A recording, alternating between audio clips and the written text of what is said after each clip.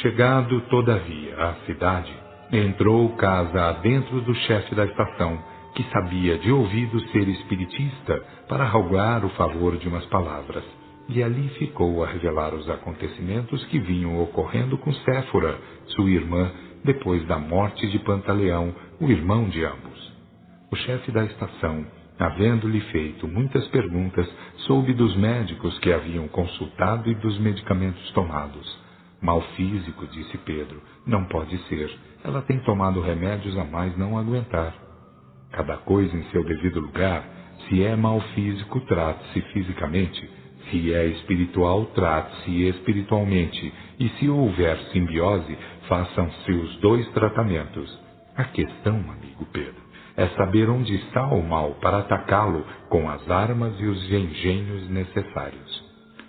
Enquanto saboreavam o café trazido pela senhora do chefe da estação, deram de falar sobre a vida de Pantaleão, o recém-morto. E surgiram, então, comentários um tanto extremados, pois sabiam de haver sido ele muito dado a mulherios, chegando a enfrentar situações perigosas por causa de perseguições a mulheres de responsabilidade.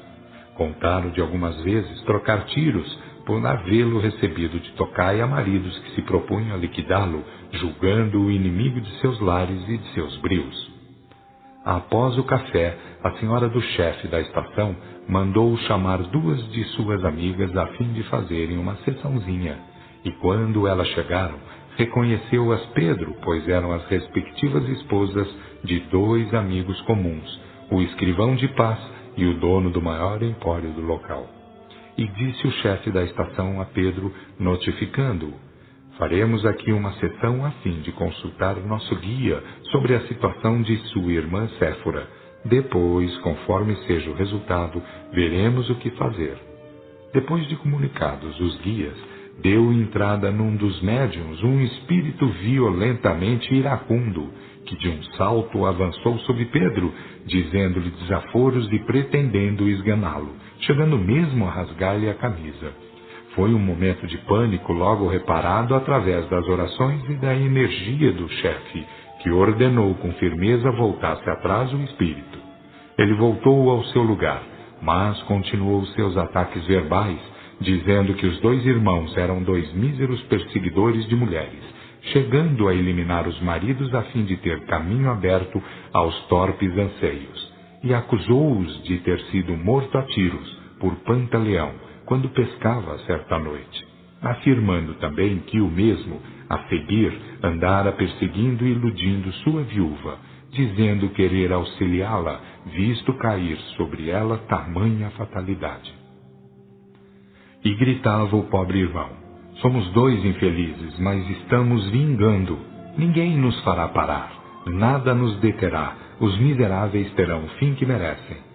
O chefe da estação, conversando brandamente com ele, falou-lhe de suas obrigações para com as leis de Deus, das quais, uma vez observadas, derivam a paz e libertação final do espírito. Mas o espírito retrucou-lhe, falando como sabia: sempre tive as tintas de conhecimento bíblico, pois meu pai fora evangelista, fazendo-nos ler trechos da Bíblia.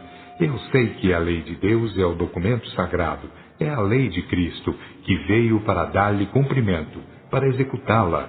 O que não admito, entretanto, é que o dinheiro e o poder de uns tenham mais valor que o direito de outros. Por que nos assassinaram para depois se aproveitarem de nossas respectivas esposas? Pedro interferiu, exclamando: não sei das atividades de Pantaleão, mas sei que nunca arredei pé dos meus deveres de cristão. Se tem alguma ou muita razão para perseguir meu irmão, creio que não tem para perseguir minha irmã, que nunca fez mal a ninguém, que eu saiba.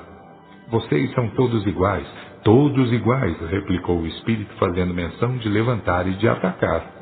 O presidente da mesa ordenou: Deus é a divina autoridade, Deus é lei e justiça. Ninguém tem o direito de se fazer vingativo, porque no passado, nas vidas pretéritas, pode ter feito coisas muito piores. Portanto, vamos apelar para Deus em orações a fim de pôr término a estas desgraças.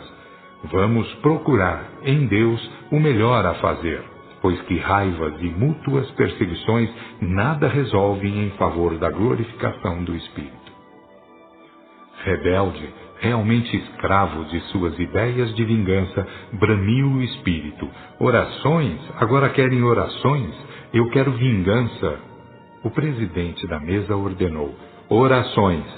Entrados a orar, foi o espírito rebelde retirado. Aqueles guias que o tinham ido buscar na casa da fazenda levaram-no a um lugar tenebroso, afirmando que ali o deixariam caso pretendesse continuar em suas ideias de vingança. Reclamando aquilo que julgava ser direito seu, perguntou o espírito: devo então ser vítima de Deus e dos homens? O guia que chefiava a comitiva replicou-lhe: nem uma coisa nem outra, pois trata-se de atender os mandamentos da lei de Deus. Eles que afirmam estar em Deus a plena justiça, devendo todos os filhos de Deus a ela observância irrestrita, a fim de se tornarem harmônicos e felizes. Se quem erra é contra a lei, quem pretende vingar o erro não é menos errado. Portanto, façamos questão de seguir o divino exemplo do Cristo, que em Deus confiou totalmente, havendo por isso mesmo vencido o mundo. Repito, mais uma vez, que a lei de Deus é o documento infalível. Quem lhe der cumprimento, assim como Jesus lhe deu, jamais cairá em trevas, jamais será escravo do erro. O rebelde irmão ficou estático, sem saber o que dizer, e o tal guia falou-lhe perguntando: não temos tempo a perder, que devia fazer? Ele, o perseguidor, indagou: que me dará o perdão? Solícito, respondeu o guia: aquilo que nós temos, os filhos de Deus que observam a lei. Repare que somos felizes, iluminados, servidores da verdade e do bem, isto é, que estamos na trilha certa, naquele caminho que nos conduzirá à pureza e à sabedoria integrais, que constituem o grau crístico ao estado de libertação total. O espírito encolheu os ombros, permanecendo calado, e o guia convidou: venha conosco para uma escola de trabalho e de paz, de iluminação interna e de indizíveis prazeres espirituais. Ele deixou-se conduzir e retornou à senhora médium para dizer: eu me considero modificado, mas lá existe um outro, ele também foi vítima de assassinato. O presidente fê-lo sair dizendo que desse atenção aos ensinos dos guias, a fim de vir a ser, dentro em breve, um guia a mais. A seguir volveu a falar o guia-chefe avisando: o próximo trabalho será feito na fazenda, porque o outro perseguidor terá que ser doutrinado através da própria Séfora. Vejam quando poderão fazer isso, pois o caso merece cuidados por vários motivos. Em vista dos termos pronunciados pelo guia, Pedro indagou: minha irmã corre perigo de enlouquecer? Ao que responde o guia: 3 irmãos encontram-se em perigo. O primeiro é o perseguidor, de vítima tornando-se algoz, por falta de esclarecimento. O segundo é o recém-morto, grande culpado sem dúvida, mas por isso mesmo bastante digno de piedade, pois ao culpado basta o peso da culpa. E o terceiro é a sua irmã, que, não sabendo coisa alguma das leis de Deus, insulta a revelação e com isso comete grave erro, podendo acabar muito mal os seus dias terrícolas.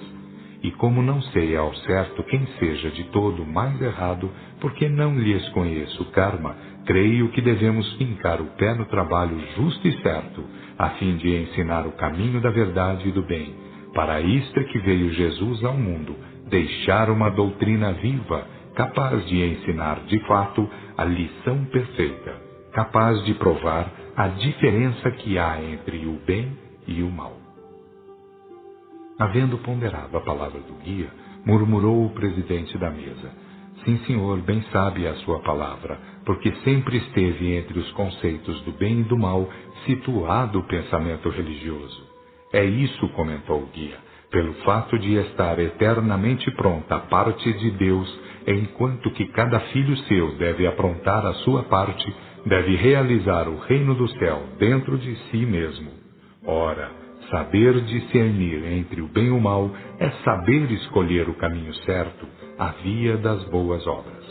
O presidente da mesa anuiu: tenho procurado conhecer a sabedoria dos grandes iniciados, encontrando os conceitos de bem e de mal na raiz de todas as cogitações, pelo fato de estarem os filhos de Deus na posse do direito de relativo livre-arbítrio, de livre escolha.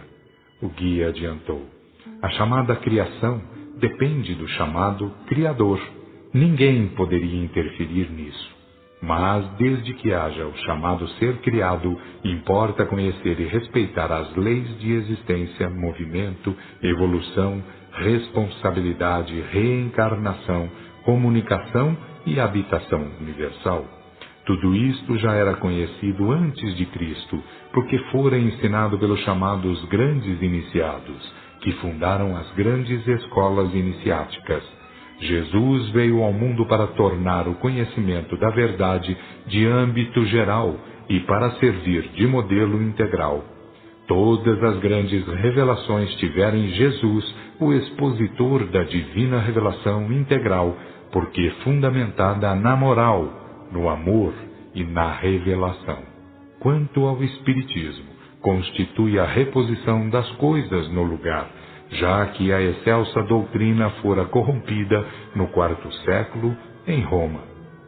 Em seguida, dizendo ter ainda muito que fazer, despediu-se o guia e a sessão foi encerrada. Após o encerramento, cuidaram de quando realizar a próxima sessão, tendo havido muitos comentários sobre tudo quanto ocorrera. Pedro estava terrivelmente atarantado, pois jamais tivera conhecimento das atividades criminosas do irmão, nem tampouco sabendo que uma sessão espírita pudesse dar naquilo tudo. Estava realmente pasmo, receoso e curioso. Parece que sem saber como agir. Uma vez combinados para a próxima sessão, despediu-se Pedro, havendo galopado na direção da fazenda.